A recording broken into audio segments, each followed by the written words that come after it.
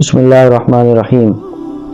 اللہ تعالیٰ قرآن مجید کے اندر ارشاد فرماتے ہیں وَتِلْكَ الْأَيَّامُ نُدَاوِلُهَا بَيْنَ النَّاسِ، اور لوگوں کے درمیان ہم دنوں کو پھیرتے رہتے ہیں۔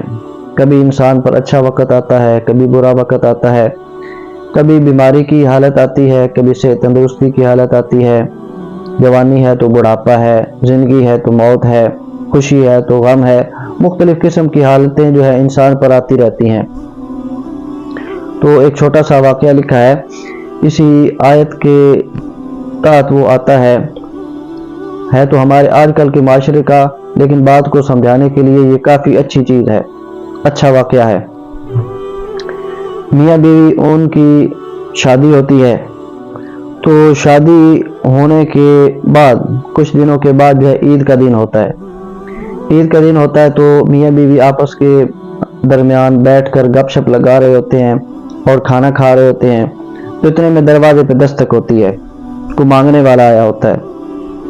اب خاوند جو ہوتا ہے اپنی بیوی سے کہتا ہے جاؤ دیکھو کون ہے، اگر کوئی سائل ہے تو اس کو کچھ دے دو۔ تو خیر وہ بیوی اٹھ کر جاتی ہے، دروازہ کھولتی ہے، دروازہ کھولنے کے بعد یوں ہی اس کی نظر باہر بھکاری پر پڑتی ہے تو ایک چیخ مارتی ہے اور بے ہوش ہو جاتی ہے۔ تو بے ہوش ہوتی ہے تو وہ خاوند اس کا جلدی آتا ہے، اس کو اٹھا کر لے آتا ہے، اس کے منہ پر پانی ڈالتا ہے۔ جب وہ ہوش کے اندر آ جاتی ہے تو پوچھتا ہے کیا ہوا؟ کہتی ہوا یہ آج سے 1 سال پہلے کی بات ہے، اسی طرح میں اور میرا پیچھے والا خاوند جو ہے ہم ایک ساتھ بیٹھے تھے، گپ لگا رہے تھے اور ہم کھانا کھا رہے تھے، اسی طرح دروازے پہ دستک ہوئی تو میں اٹھ کر گئی اس کو دینے کے لیے کچھ، تو میرا خاوند آیا، اس نے اس بھکاری کو، اس فقیر کو بڑا ہی مارا، اسے کچھ بھی نہ دیا۔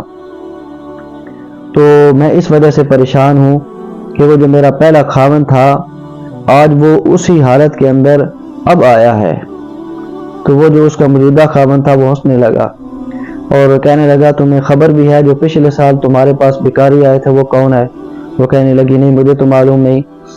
تو وہ کہنے لگا کہ پچھلے سال جو تمہارے پاس بھکاری آیا تھا وہ میں ہی تھا۔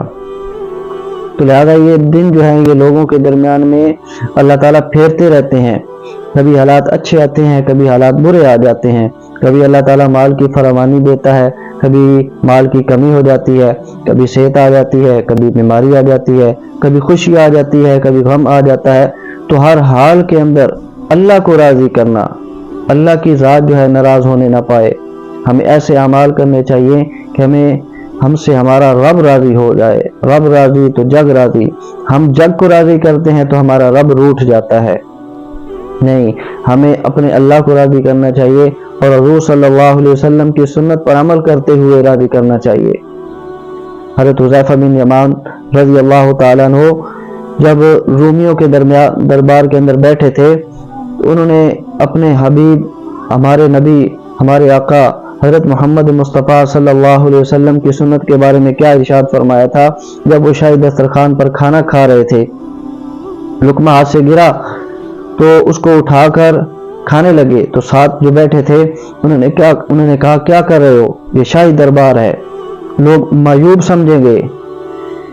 تو انہوں نے ارشاد فرمایا اترکوا سنتی حبیبی لہؤلاء الحمقاء، کہ میں اپنے حبیب صلی اللہ علیہ وسلم کی سنت ان احمقوں کی وجہ سے چھوڑ دوں؟ تو ہمیں حضور صلی اللہ علیہ وسلم کی سنت پر عمل کرنا چاہیے۔ حضور صلی اللہ علیہ وسلم نے جو تعلیمات ہمیں دی ہیں لَقَدْ كَانَ لَكُمْ فِي رَسُولِ اللَّهِ أُسْوَةٌ حَسَنَةٌ، تو ہمیں حضور صلی اللہ علیہ وسلم کی سنتوں کو عمل بھی کرنا چاہیے اور اس کو دوسروں تک پھیلانا بھی چاہیے۔ تو اللہ تعالیٰ نے جو بیان فرمایا ہے کہ ہم دنوں کو لوگوں کے درمیان میں پھیرتے رہتے ہیں، یہ اس لیے ہوتا ہے کہ اللہ تعالیٰ دیکھنا چاہتے ہیں کہ میرا بندہ خوشی کے اندر ہے تو کیا کرتا ہے، اگر غم اور پریشانی کے عالم کے اندر ہے تو کیا کرتا ہے۔ لہذا ہمیں ہر حال کے اندر اللہ کی رضا کو پہچاننا چاہیے، اللہ کی منشا کو پہچاننا چاہیے، اللہ کے حکموں کو پورا کرنا چاہیے، نہ کہ اپنے نفس اور خواہش کے پیچھے ہم چلتے رہیں۔ اللہ تعالیٰ فرماتے افرأیت من اتخذ الہہ ہوا، بھلا اس شخص کو دیکھا ہے جس نے اپنی خواہشات کو اپنا رب بنا لیا ہے، کہ جو جی میں آیا وہ کرنا ہے، جو نہیں آیا وہ نہیں کرنا۔ لہذا ہر حال کے اندر اللہ کو راضی کریں اللہ تعالی ہمیں ہر حال کے اندر اپنے حکموں کے مطابق زندگی گزارنے کی توفیق عطا فرمائے۔